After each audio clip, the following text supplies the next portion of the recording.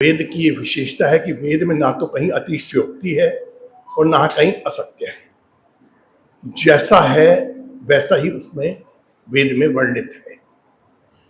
तो परमात्मा की वाणी में कभी कोई बात असत्य हो नहीं सकती और ऐसी भी नहीं किसी बात को बहुत बढ़ा चढ़ाकर लिखा जाए। जैसा है वैसा ही उसमें वर्णित होगा। और इस वेद में बहुत सारे मंत्रों में हमारी कामनाओं की बात है कि परमात्मा हमारी कामनाएं पूरी करता है। और एक सिद्धांत भी है, जैसा बोओगे वैसा काटोगे। तो प्रश्न उठता है कि जब हमारे बोलने पे ही कटना है, जो हमने करना है उसी के आधार पर हमें प्राप्त होना है, तो फिर हम कामनाएं करके करेंगे क्या? हमारी कामनाएं पूर्ण कैसे होंगी? प्रश्न ये आता है कि हमारी कामनाएं पूर्ण परमात्मा कैसे करेगा, क्यों करेगा परमात्मा हमारी कामनाओं को पूर्ण? और वेद कहता भी है, हम सब रोज जब यज्ञ करते हैं तो आशीर्वाद देते हैं, सत्या संतु यजमानस्य कामा, यजमान की सारी कामनाएं पूर्ण हो। गीता में भगवान कृष्ण कहते हैं यज्ञ क्या है? इष्ट काम दुख। यज्ञ समस्त कामनाओं को पूर्ण करने वाला है। और वेद में हम मंत्र बोलते ही हैं, वयम श्याम पतयो रयिणाम, हम सब धन ऐश्वर्यों के स्वामी बने। तो क्या ये जो इसमें हम कामनाएं करते हैं, क्या वो कामनाएं संपूर्ण होना संभव है? विचारणीय ये है। वेद की जो बात है वो कभी गलत नहीं, और वेद जो कह रहा है हमारी कामनाएं पूर्ण होती हैं, तो कामनाएं पूर्ण भी होती हैं। परंतु हर चीज के साथ कुछ ना कुछ सीमाएं बंधी हुई हैं। हर जितनी भी हमारी व्यवस्थाएं हैं, देखिए आप मंत्र बोलते हैं, जो हमारा मुख्य मंत्र है, जैसे हम कहते हैं ईश्वर स्तुति प्रार्थना मंत्रों में छठा मंत्र जो बोलते हैं, ओम प्रजापते नत्वेता नन्यो विश्वा जातानि परिता बभूव यत कामास्ते जहुमस्तन्नो अस्तु वयम श्याम पतयो रयिणाम। तो दूसरी लाइन जो बोली हमने, उसमें क्या कहा? यत कामास्ते जहुमस्तन्नो अस्तु वयम श्याम पतयो रयिणाम। हे परमात्मा, हे परमपिता परमात्मा, आप हमारी समस्त कामनाओं को पूर्ण करो और हमें धन ऐश्वर्य प्राप्त कराओ, प्रदान करो। तो अब विचार करना चाहिए कि परमात्मा हमें धन ऐश्वर्य, तो जितने भी संसार की भौतिक पदार्थ हैं, सामान्यतः हम देखिए जब कामनाएं करते हैं, आम व्यक्ति जो कामना करता है सामान्यतः किस चीज की कामना करता है? सामान्य व्यक्ति हर समय कामनाएं करता है वस्तुओं की, भौतिक वस्तुओं की। हम परमात्मा से परमात्मा को नहीं मांगते, हम परमात्मा से परमात्मा का सामान मांगते हैं। हे परमात्मा, मुझे ये दे दे, मुझे ये दे दे, मुझे ये दे दे। कभी हम कहते हैं कि मैं परमात्मा चाहिए, परमात्मा के हम भक्त बने, परंतु वास्तव में हम सब कभी भी परमात्मा की कामना ही नहीं करते। हमारी एक ही कामना होती है कि हमारी भौतिक इच्छाएं, हमारी वस्तुएं हमें प्राप्त हो जाए, जो सांसारिक वस्तु है हमें वह प्राप्त होनी चाहिए, हमारी कामनाएं हैं। और भौतिक वस्तुओं की हमें आवश्यकता भी है, इसमें कोई संशय भी नहीं है। हमें भौतिक वस्तुओं की आवश्यकता होती है, बिना इसके हमारा जीवन चल नहीं सकता। परंतु एक आप शब्द सुनते हैं इष्टापूर्ति। आप जब मंत्र बोलते हैं ना, ओम उद्बुद्ध स्वाग्ने प्रति जाग्रही, तो हम इष्टापूर्ति, क्या? इष्ट और आपूर्त, ये दो चीजें हैं। इष्ट क्या है? इष्ट है हमारा ऑब्जेक्टिव, उद्देश्य, और पूर्त है उस उद्देश्य की पूर्ति के साधन। यदि हमने अपने उद्देश्यों की पूर्ति करनी है तो हमें पूर्ति के साधन भी चाहिए। यदि हमें कामनाएं पूर्ण करनी है तो कामनाओं को पूर्ण करने के साधन भी चाहिए। और हमें सब साधन परमात्मा ही देता है, परंतु हम सबको वो साधन किसके आधार पर मिलते हैं? वो हमारे कर्मों के आधार पर मिलते हैं। पर सबने परमात्मा को जो हमने साधन दे रखे हैं, परमात्मा ने जो हमें हाथ पैर आंख नाक कान ये सब इंद्रियां दे रखी हैं, ये क्या परमात्मा द्वारा दिए गए साधन ही तो है। परमात्मा हमें अन्न जल सब कुछ दे रहा है, क्या है? हमारा जीवन चलाने का साधन ही तो दे रहा है। अब उस साधन का हमें उपयोग किस प्रकार करना है, ये भी विचार करना होगा। जब हमें कामनाएं पूर्ण करनी है तो कामनाओं को पूर्ण करने के लिए परमात्मा ने बहुत सारे साधन दिए हुए हैं। तो हमें उस पर विचार करना होता है कि परमात्मा के कुछ साधनों का हम किस प्रकार से उपयोग करते हैं और हम परमात्मा से क्या चाहते हैं। परमात्मा हमारा पिता है। हम अभी मंत्र बोला, त्वम ही ना पिता वसु त्वम माता शत्रु। और इसमें भी हम जब स्वस्ति वाचन बोलते हैं तो हम जब अग्नि मीडे से अगला मंत्र बोलते हैं कि परमात्मा से क्या कहते हैं, सुपायनो भव। परमात्मा सना पितेव सूनवे अग्ने सुपायनो भव। परमात्मा हमारा पिता है और पिता से मांगने का अधिकार सबको होता है। क्योंकि पिता है तो उससे हमारे मांगने का अधिकार भी है। अधिकार पूर्वक हम मांग सकते हैं परमात्मा से, इसमें कोई संशय नहीं है। परंतु निर्णय हमें यह करना है परमात्मा से क्या मांगे। लौकिक पिता जो होता है उसकी संतान जो होती है वो भी उससे इच्छा करती है। इच्छा करती है तो पिता उसकी इच्छा को पूर्ति भी करता है। परंतु लौकिक पिता उस परम पिता में दो अंतर है। पहली बात तो है कि लौकिक पिता अन्याय कर सकता है। एक बेटे को ज्यादा दे, एक बेटे को कम दे, उसकी इच्छा किसी को कम प्यार करे, किसी को ज्यादा प्यार करे। परंतु परमात्मा के लिए वो बात नहीं है। परमात्मा के लिए परमात्मा तो सबको ही प्रेम करता है। हम सब परमात्मा की प्रजा है, तो परमात्मा तो हम सबसे प्रेम करता है। परमात्मा अन्यायकारी नहीं है। और दूसरी बात यह है, लौकिक पिता होता है, वो आप बाजार में मेले में गए, बच्चे ने उनसे कहा पिताजी मुझे ये ठंडी बर्फ का गोला चाहिए। उसका गला खराब है, उसके लिए वो हितकर नहीं है, परंतु वो जिद करता है और कई बार जिद मान के पिता उसको गोला भी दिलवा देता है, चाहे उससे उसकी तबीयत खराब हो रही हो। क्यों? उसकी जिद पूरी करनी है। उसके लिए हितकर नहीं है वो चीज, परंतु वह उसे प्रदान कर रहा है। परंतु परमात्मा के साथ ऐसा नहीं है। परमात्मा में वही देता है जो हमारे लिए कल्याणकारी है, जो हमारे सुखकर है, जो हमारे लिए हितकर है। क्योंकि परमात्मा हम सबका कल्याण करने वाला है, वो हमारा कल्याण ही करता है। इसलिए परमात्मा हमें कोई वस्तु ऐसी प्रदान नहीं करता जिससे हमारी हानि होती। अब थोड़ा सा वेद मंत्र को समझिएगा, उसके बाद विचार करते हैं कि परमात्मा से क्या मांगे। परमात्मा को क्या कहा गया, प्रजापते नत्वेता नन्यो विश्वा जातानि परिताप। इसी के अंदर जो है सारी बात छुपी हुई है आपके कामनाओं के बारे में। परमात्मा क्या है, प्रजा का पति है। हम सब प्रजा हैं। जितने भी संसार है, ये जड़ और चेतन, ये समस्त संसार परमात्मा की प्रजा है। प्रजा का अर्थ क्या होता है, प्रकृष्ट रूप से उत्पन्न किया हुआ, जो भली प्रकार से पूर्ण हो, जिसकी रचना पूर्ण हो, प्रकृष्ट हो, जिससे उत्तम कुछ ना हो सकता हो, ऐसी जो जनन किया हुआ है, ऐसा जो उत्पन्न किया हुआ है, वह परमात्मा की प्रजा है। परमात्मा की जितना भी संसार है, ये सब संसार किसने बनाया, परमपिता परमात्मा ने बनाया। और परमात्मा पूर्ण ज्ञानी है, उसका ज्ञान पूर्ण है, इसलिए उसकी किसी भी कृति में कोई कमी नहीं है। परमात्मा ने जो कुछ भी बनाया है संसार में, इस ब्रह्मांड में जो भी हमें दिखाई दे रहा है या नहीं दिखाई दे रहा, बहुत सारी चीजें हमें नहीं दिखाई दे रही, बहुत सारी चीजें प्रत्यक्ष है, बहुत सारी चीजें प्रत्यक्ष है जो हमारे सामने नहीं है, परंतु परमात्मा ने इन सब चीजों को परमात्मा ने बनाया है और बहुत भली प्रकार बनाया है और हमारे कल्याण के लिए बनाया है, हमारे भले के लिए बनाया है। तो परमात्मा किस लिए कहते हैं, परमात्मा प्रजापति है। इस प्रजा का पालन उत्पन्न करने वाला भी है, इस प्रजा का पालने वाला भी है, रक्षण करने वाला भी है, हम सबकी रक्षा करने वाला भी वह परमात्मा है, प्रजापति है वो।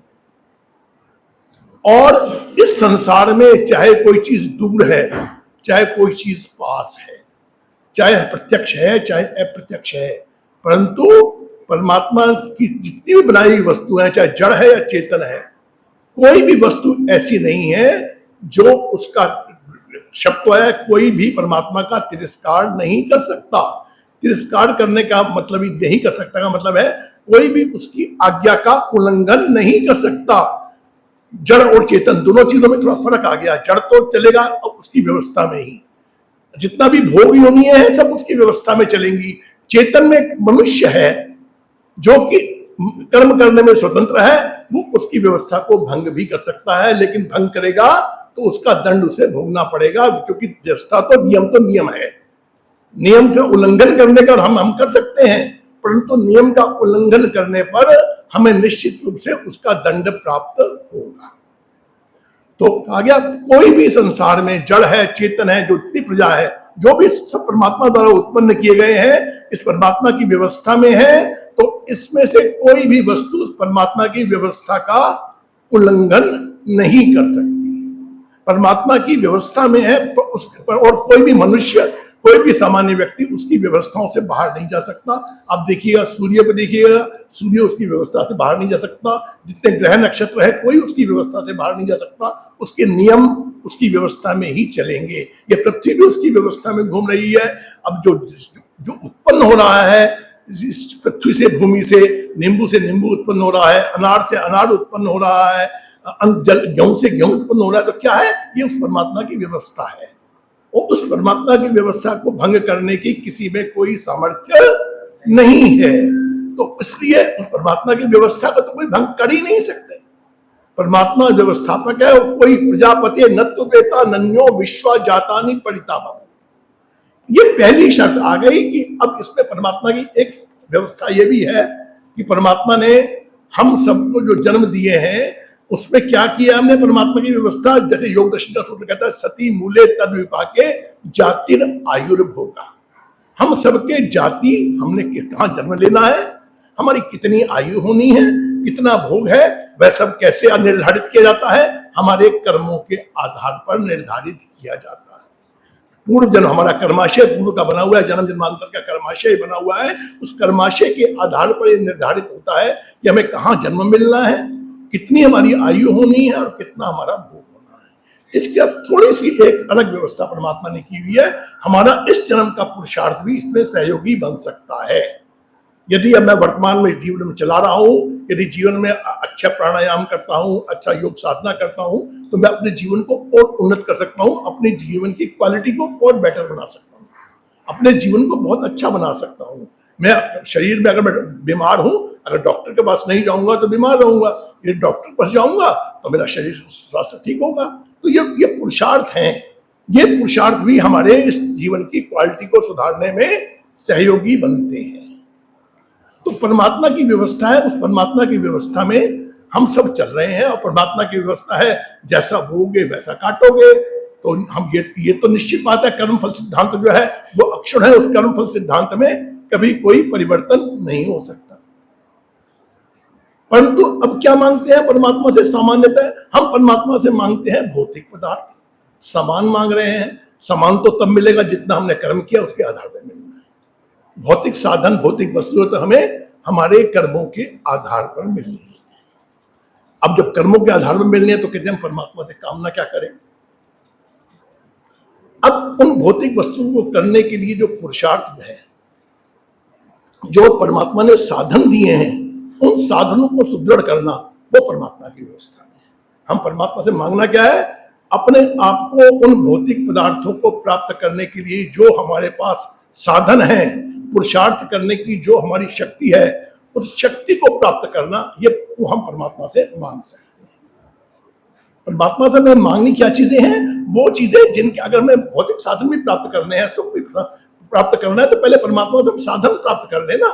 हम परमात्मा से वस्तु के मांगे। परमात्मा के नियम व्यवस्था को तो हम बदल नहीं सकते। नियम व्यवस्था तो परमात्मा की अटल है, उसमें कहीं कोई परिवर्तन नहीं हो सकता। तो हमें क्या मांगना चाहिए परमात्मा से? तो आप देखिए, प्रार्थना करते हैं ना, हमारे जो विद्वान जो हैं उन्होंने बहुत सुंदर व्यवस्थाएं की हैं। क्या बोलते हैं? विद्या बुद्धि तेज बल सबके भीतर हुए। पहले क्या मांगा? विद्या होनी चाहिए मेरे अंदर, बुद्धि होनी चाहिए, तेज होना चाहिए, बल होना चाहिए। तो ये क्या चीजें हैं? ये साधन है जिसके द्वारा हम वस्तुओं को प्राप्त करते हैं। हम परमात्मा से क्या मांगे? हम परमात्मा से मांगते हैं वस्तुएं, परमात्मा से वस्तुएं नहीं मांगे। परमात्मा से वस्तु प्राप्त करने के जो साधन है उनको सही करने का हमें मार्ग देखना है कि हम हमारे उन साधनों को कैसे प्राप्त करते हैं। तो परमात्मा से क्या कहना है? परमात्मा से जब ऐश्वर्य मांगते हैं तो खाली ऐश्वर्य खाली भौतिक साधन नहीं होते। आपको संतोष मिल जाए, मन में संतोष की भावना आ जाए, तो आपको कोई चीज की आवश्यकता नहीं रहती। जिस समय कहते हैं जब आवे संतोष धन सब धन धूरी समान। जब संतोष आपको, परमात्मा ये भी तो धन है, संतोष धन। परमात्मा से आप धन मांग रहे हैं तो संतोष धन मांग लीजिएगा। तो योग दर्शन कहता है कि संतोष धन का संतोष प्राप्त होने का मतलब है सब रत्नों की प्राप्ति। संसार में कोई रत्न ऐसा नहीं है जो आपको प्राप्त नहीं हुआ यदि आपको संतोष आ गया। और असंतोष है तो संसार का सारा धन आपके पास आ जाएगा तो भी आप प्यासे के प्यासे भूखे के भूखे रहेंगे। तो परमात्मा से क्या मांगना है? परमात्मा से वस्तुएं नहीं मांगनी, परमात्मा से वस्तुओं को प्राप्त करने के लिए जो साधन है वह मांगने हैं। तो हमारी बहुत सुंदर प्रार्थना मैं पढ़ रहा था तो एक मंत्र है वेद का ही, उस वेद मंत्र में बहुत सुंदर बात आती है। आप लगा हर बार बोलते हैं इसको, सब लोग बोलते हैं, बहुत सुंदर बात है ये कि परमात्मा से क्या मांगना है? इंद्र श्रेष्ठानी द्रविणानी देहि, जो उत्तम द्रव्य है वह मुझे प्रदान कराओ। जिससे द्रव्य क्या है? द्रव्य क्या है? जिससे मेरा शरीर स्वस्थ भी बनता है। द्रव्य ऐसी चीजें हैं, खाली भोजन भी मेरा ऐसा होना चाहिए जो मुझे स्वास्थ्य प्रदान कर दे। अगर मेरा शरीर स्वस्थ होगा मैं पुरुषार्थ कर पाऊंगा, पुरुषार्थ करूंगा तो मैं जीवन में अच्छी चीजें प्राप्त कर पाऊंगा। और इसके बाद कहा गया है चित्तम दक्षस्य, चित्त की दक्षता मिले। यदि मेरे मन में चित्त की दक्षता है, परमात्मा से क्या मांगना है? चित्त की दक्षता मांगनी है। मेरा मन पवित्र हो जाए, मेरे चित्त की स्मृति सुदृढ़ हो जाए, जिसके द्वारा मेरे चित्त में कुविचार ना आए, सुविचार सुंदर संस्कार मेरे जीवन में संस्थापित हो, अच्छे विचार मेरे जीवन में होंगे, अच्छा कर्म करूंगा तो निश्चित रूप से अच्छा फल पाऊंगा। तो परमात्मा से क्या? चित्त की दक्षता मांगी हमने। परमात्मा से कहा हमने, परमात्मा चित्त की दक्षता दे, सुभग दे हमें, हम भाग्यशाली बने। भाग्यशाली बनने का क्या क्या अर्थ है? भाग्यशाली अभी कब कब बनता है? जब अपने बच्चों के संस्कार अच्छे होते हैं, अपने बच्चों का परिवार अच्छा होता है, आसपास के लोग अच्छे होते हैं, तो ये भी बहुत भाग्यशाली लोग होते हैं। हम कहते हैं कि पड़ोसी हमारा अच्छा, तो ये भी हमारा सौभाग्य है कि पड़ोसी मेरा अच्छा है। और परिवार में अपने घर में भी लोग अच्छे हों तो उससे बढ़िया, बच्चे अच्छे हों, संस्कारित हों, अच्छे विचार हों तो उसमें सौभाग्य है। तो जब ये मिलेगा तो चित्त प्रसन्न रहेगा। जब चित्त प्रसन्न रहेगा तो क्या करूंगा मैं अच्छे कर्मों में मेरा मन लगेगा, श्रेष्ठ कर्मों में मन लगेगा। तो हमें अब वही बात है कि इष्ट तो है हमारे उद्देश्य, भौतिक साधन, इष्ट हमारे भौतिक साधन जो है इष्ट है, हमें उन्हें प्राप्त करना है। परंतु साधनों को, साध्य को प्राप्त करने के लिए साधन है, जब तक साधन नहीं होगा तब तक जो है आप साध्य को प्राप्त नहीं कर सकते। यदि किसी को जमीन खोदनी है तो उसको फावड़ा चाहिए, कैसा चाहिए? उसको फावड़ा भी अच्छा चाहिए। अगर फावड़े में धार नहीं है तो जमीन को खोद नहीं पाएगा। साधन उसके पास नहीं है तो अपने उद्देश्य की पूर्ति नहीं कर पाएगा। तो हमें क्या करना है? उन साधनों पे बल देना है। हमें अपने जीवन में उन साधनों को प्राप्त करना है जिसके द्वारा हम अपने उद्देश्य को साध सकें। तो परमात्मा से जब प्रार्थना करनी है, परमात्मा हमें बुद्धि दे, बल दे, शक्ति दे, पुरुषार्थ करने की शक्ति दे, हमें सौभाग्य दे, हमें सुदिन दे। परमात्मा ऐसी कृपा करो हमारे पास कि हमारे आसपास कोई भी लोग दीन दुखी ना रहे। अगर संसार सुखी होगा तो हम सब सुखी होंगे। अगर समाज में सुख नहीं है तो हम भी सुखी नहीं हो सकते। अगर मेरे समाज में चोर हैं तो मैं कैसे रात को आराम से सो जाऊंगा? तो जब भी कामना करनी है, मुझे क्या करनी है? हमारी जब भी कामनाएं हो, कामना क्या होनी है? सबके कल्याण की कामना होनी चाहिए। जब सबके कल्याण की कामना होती है तो उसमें मेरा अपना कल्याण स्वभावतः हो जाता है। एक विशेषता और होनी चाहिए हमारी इसमें कि हमें कभी भी किसी का अहित नहीं सोचना चाहिए। परमात्मा से कभी भी किसी के बुरे की कामना मत करो कि किसी का भी कोई बुरा हो जाए। और आजकल ये बहुत कामनाएं होती हैं, लोग जाके तांत्रिकों को जाते हैं और यहाँ जाते हैं मंत्र तंत्र करते रहते हैं जी कि मेरे पड़ोसी का ये हो जाए, मेरे इसको ये हो जाए, मेरे इसको ये हो जाए। आप ये देखिएगा, ये आप अपने मन को कितना पतन कर रहे हैं। आप दूसरे का बुरा तो कर रहे हैं, दूसरे का बुरा करने के बाद में होगा, पहले आपने अपना बुरा कर लिया। दूसरे का विचार, जब भी हम किसी का दूसरे के बुरे का विचार करते हैं तो पहले हम अपना पतन करते हैं, अपने आप को नीचे गिराते हैं, अपनी आत्मा का हनन करते हैं। उसका नुकसान तो, हानि लाभ तो बात की बात है, उसका होगा या नहीं होगा ये तो परमात्मा की व्यवस्था है। परंतु उसके जब हम दूसरे का बुरा सोच रहे हैं तो हमने अपने आप को, चित्त को, अपने मन को गिरा लिया, पतन कर लिया हमने, और वो हमारे लिए हानिकारक हो गया। ऐसी कामना पूरी तो होनी ही नहीं है, परंतु इसके साथ साथ हमारी हानि भी करेगी। कभी भी दूसरे की, क्योंकि परमात्मा तो न्यायकारी है, उसकी न्याय व्यवस्था, उस न्याय व्यवस्था के अनुरूप ही सबने उसने सबको देना है। और सबके मंगल की कामना करते जो काम करते हैं तो हमारे चित्त में प्रसन्नता आती है। चित्त में अपने आप ही एक उद्वेग उत्पन्न होता है, मन में शांति आपको अनुभूत होगी।